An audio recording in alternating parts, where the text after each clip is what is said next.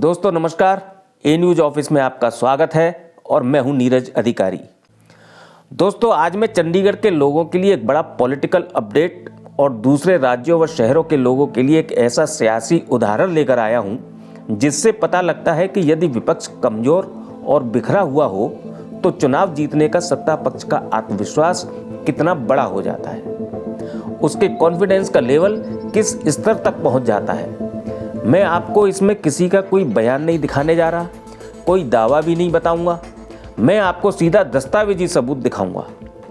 भाजपा का वो कागज दिखाऊंगा जो उसके रिकॉर्ड का हिस्सा है, जिसमें भाजपा ने वो लिख दिया जिसे देखकर विपक्षी नेताओं का कॉन्फिडेंस भी डगमगा सकता है, विपक्ष को सोचने पर मजबूर कर सकता है और विपक्ष में खलबली भी मचा सकता है। दरअसल चंडीगढ़ में इसी महीने यानी जनवरी में ही मेयर, सीनियर डिप्टी मेयर और डिप्टी मेयर का चुनाव होना है। ये चुनाव हर साल जनवरी में ही होता है।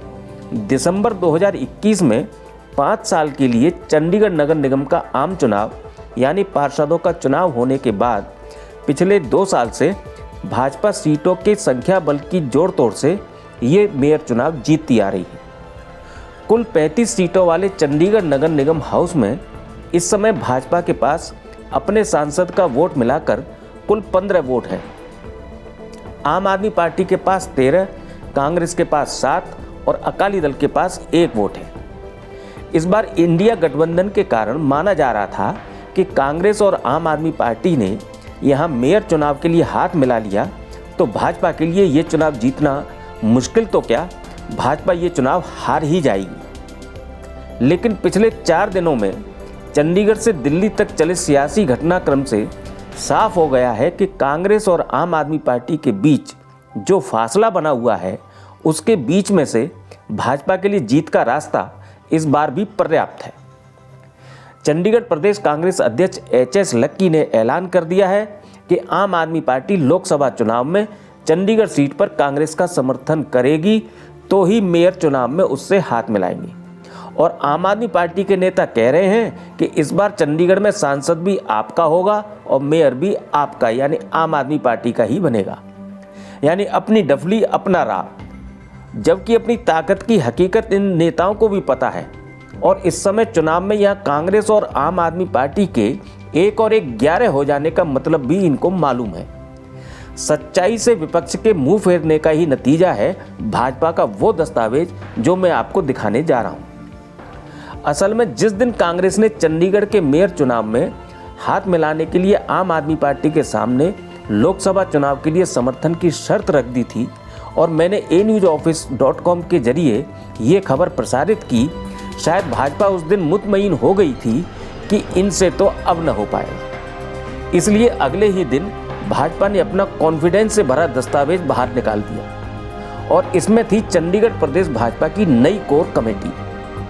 ये वो सर्वोच्च कमेटी है जो केंद्र शासित प्रदेश चंडीगढ़ में भाजपा के तमाम महत्वपूर्ण फैसले लेती है और यहाँ तक कि हर चुनाव में उम्मीदवारों के नाम भी तय करके पार्टी हाईकमान को अपनी सिफारिश के साथ भेजती है। जब ये नई कमेटी मीडिया के सामने आई तो चर्चा सिर्फ ये हुई कि इसमें पूर्व प्रदेश अध्यक्ष संजय टंडन और अरुण सूद को जगह मिल गई, जबकि पूर्व भाजपा सांसद सत्यपाल जैन को इसमें नहीं लिया गया। भाजपा की अंदरूनी गुटिया राजनीति पर चर्चा हम किसी और मौके पर करेंगे।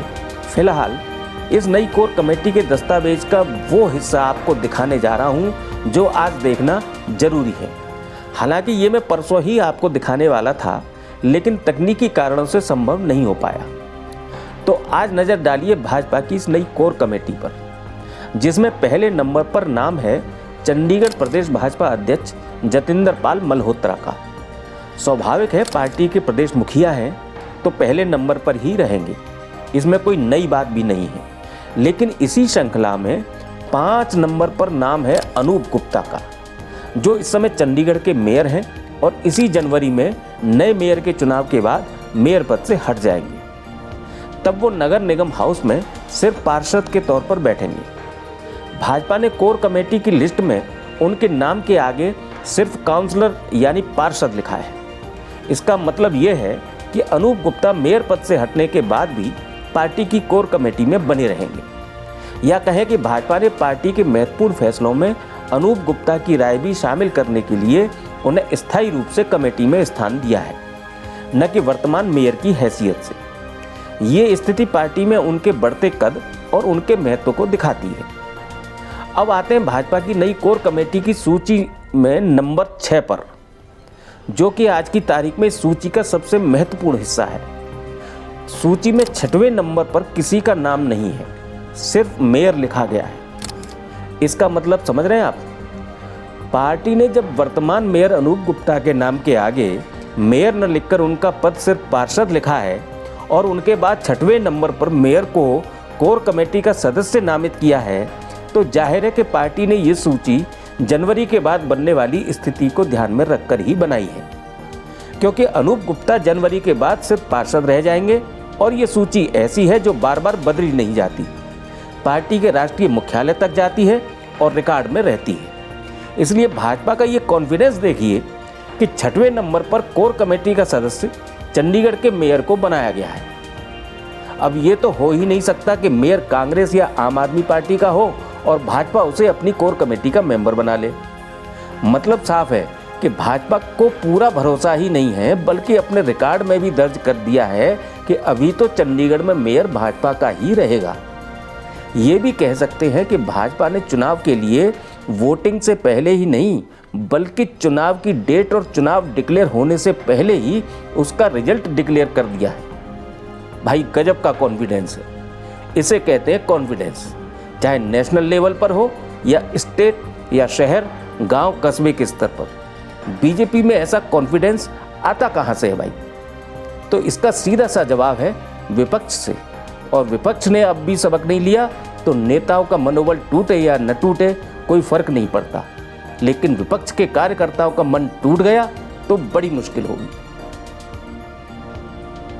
आज के लिए बस इतना ही।